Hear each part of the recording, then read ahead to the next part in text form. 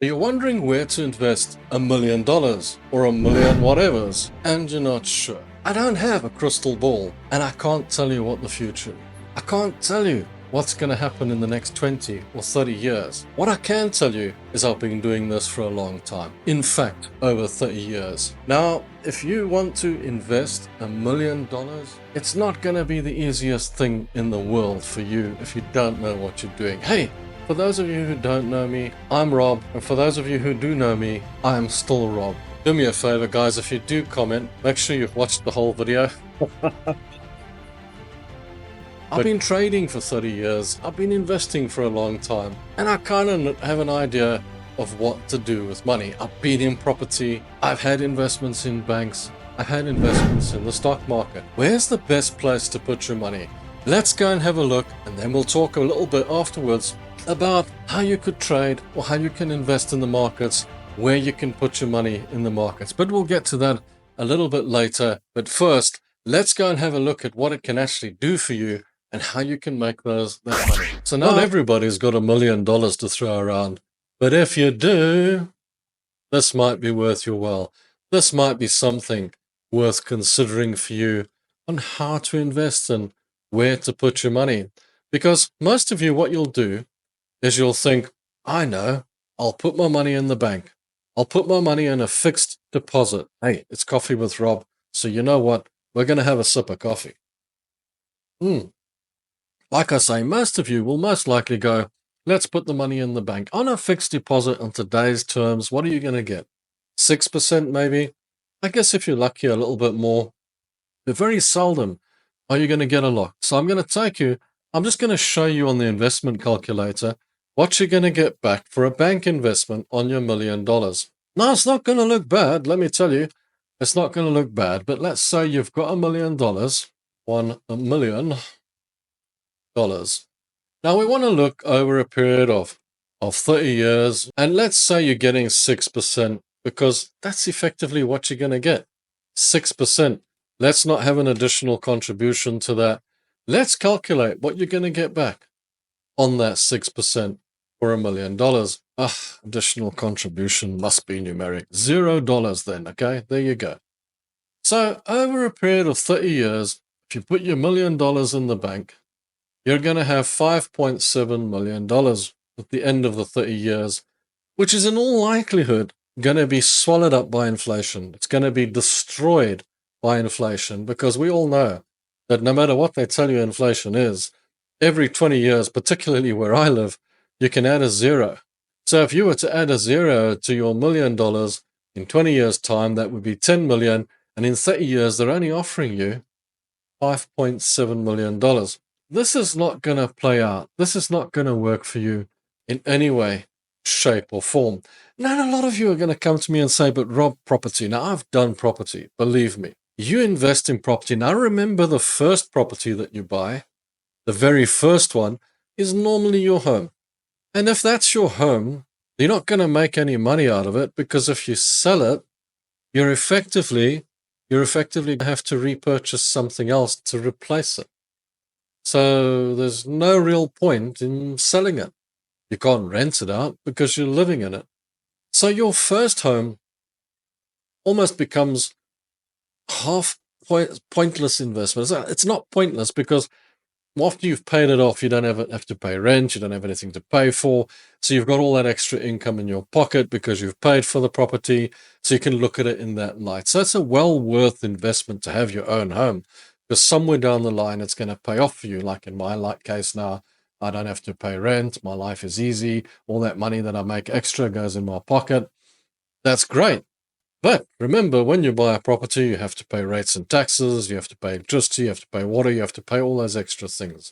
So if you go and you invest in property and you buy second and third properties, you have to keep in mind that you have these extra costs: upkeep, maintenance, security. Security is a big one, because if you don't secure it and it's left empty, they'll come in and take all your copper pipes. That's a renowned one.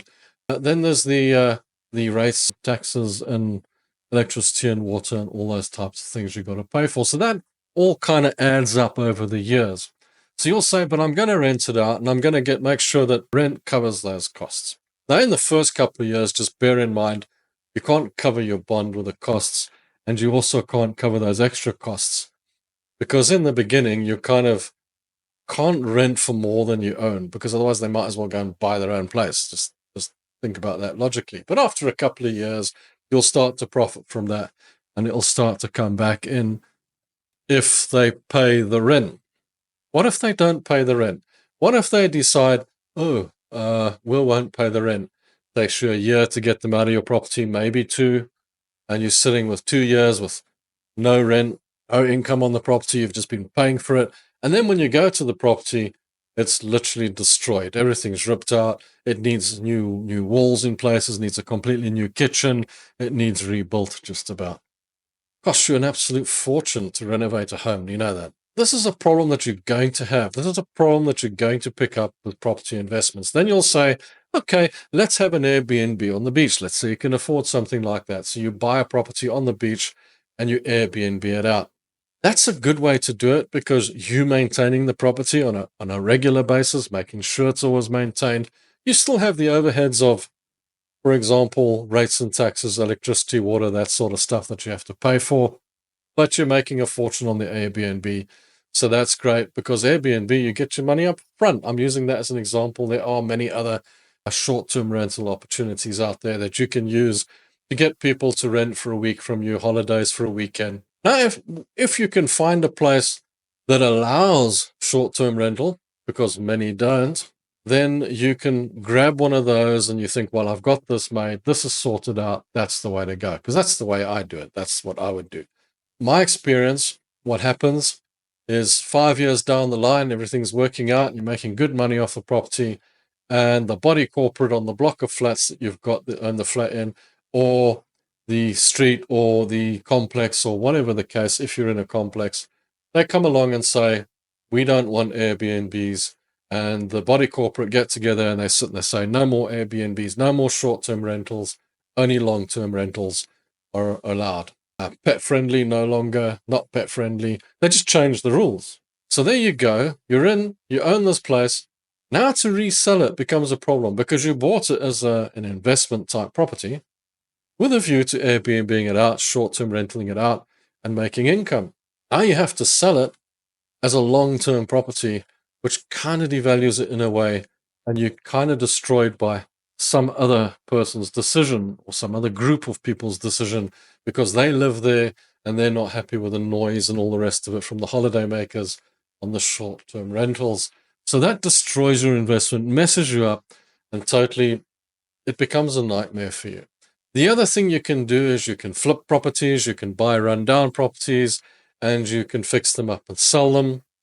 And that's another good way to make an income, but then it becomes work. It's not really a retirement investment, it's a lot of work. And if you have another job, that can become a little bit of a nightmare for you because you really do have to be on top of it if you're trying to renovate a property at any time. Then, and the other thing you have to take into account when you're renovating a property at any time is you still have the overheads, the rates and taxes, electricity bills and water bills, as well as the fact that you've got transfer costs, tax costs, and that sort of thing that go into it as well.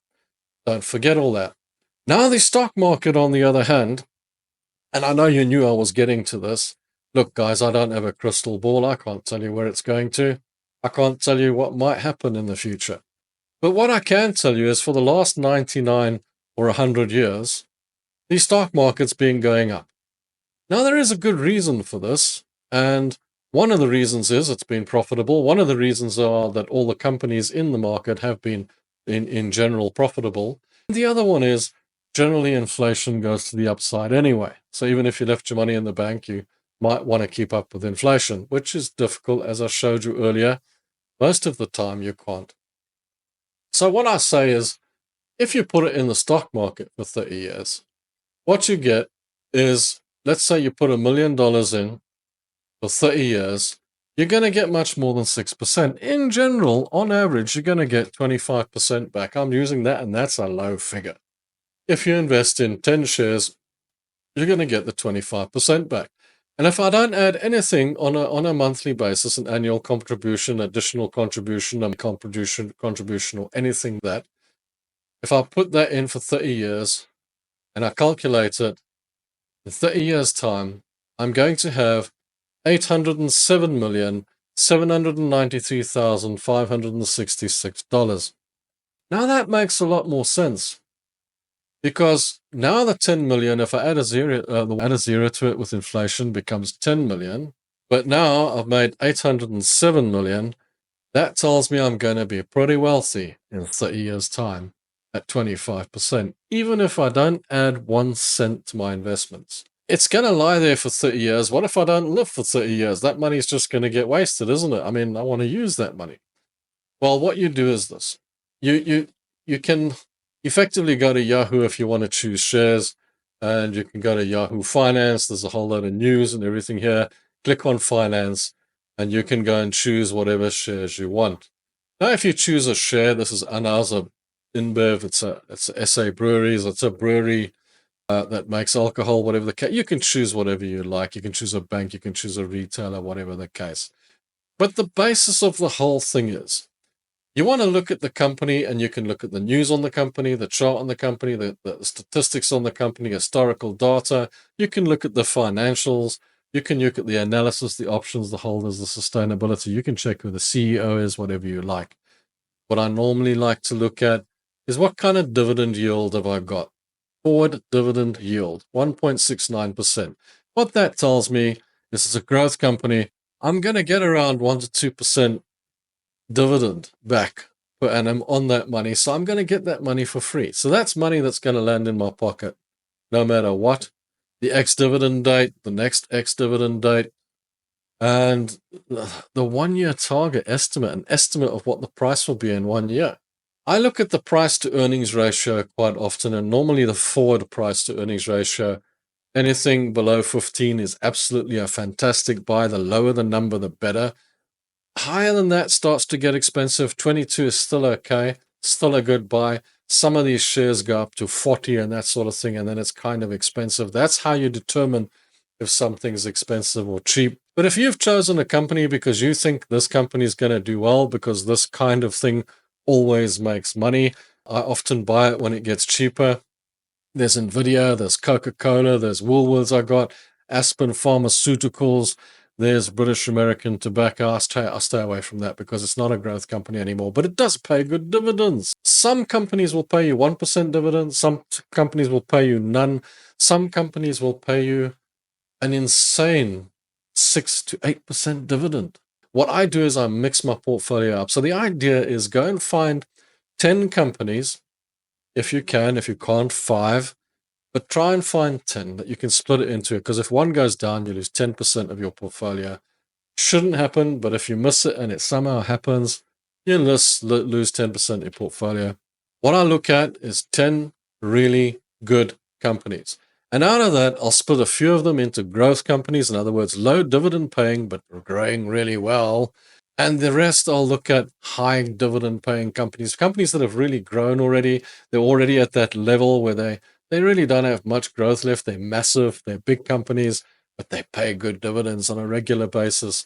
And then annually, you can work out that you're going to get 4 or 5% back on your money for free. So you're getting that money every single year. You can decide whether you need to put it back into your investment or whether you want to put it in your pocket. This is the way I invest, and this is what works for me, because over a period of 30 years, as you can see, it makes an absolute fortune. Now, Yahoo is really good because you can get a big chart. And how you do that, when you get this smaller chart, you just click advanced chart over here, and it will give you that big chart. And if you're a trader, if you guys have been trading with me, you'll know how we look at the charts on the trading view, on the C panels. If you're just an investor and you just need to see a little bit of history on any particular company, there's a 5-year. You can see for yourself what's happening here and how good has it been. Has it been going down? Has it been going up? Where's it been going? And you can have a look at the company for itself and see where it could go back to as well. So that's always handy, and this is totally free. These are just companies that I deal with. Got all these different companies that you can buy and sell. That's really quite useful at the end of the day. And then, of course, the news, they give you lots of news on any particular day on any particular company. But the trick is with investing is not to panic. Do not panic when you see something going wrong, if you see something happening. Just recently, Anheuser-Busch, I'm using this as an example because this is what happened. A couple of months ago, they said that all the alcohol companies are going to have to put stickers and labels on their booze that says it's dangerous for your health and it's not good for you. It sold off immensely. And instead of panicking, what I did is I waited for it to get to a nice low, and I basically dollar cost averaged, and I added to my investment, knowing that this is an alcohol company, for heaven's sakes. This is going to go well, so well in the future because people don't stop buying alcohol. For the same reason they don't stop buying cigarettes. You know, they put labels on the cigarettes and the companies still do so well. They told people they're going to die if they smoke. They still do so well. Booze, what an investment. What an investment. Absolutely fantastic. Some of you have religious and different ideals against dealing in companies like that, so you don't have to if you don't want to. There are other ways to look at other companies, for example, McDonald's and banks and things like that. McDonald's, look at that. Terrible food. Everybody loves it. It's so unhealthy. Everybody loves it. Everybody buys it, and everybody doesn't stop buying it. What an investment. What a great investment. Coca-Cola. Coca-Cola is not good for you. Surely it's not good. Everybody buys it. Everybody loves it. Nobody stops buying the stuff. That's why I say to you, that's what you look for. You look for those companies that don't stop being addictive to people, don't stop making money, and you just ride the wave. You put your money in there, and look what happens over a period of 30 years.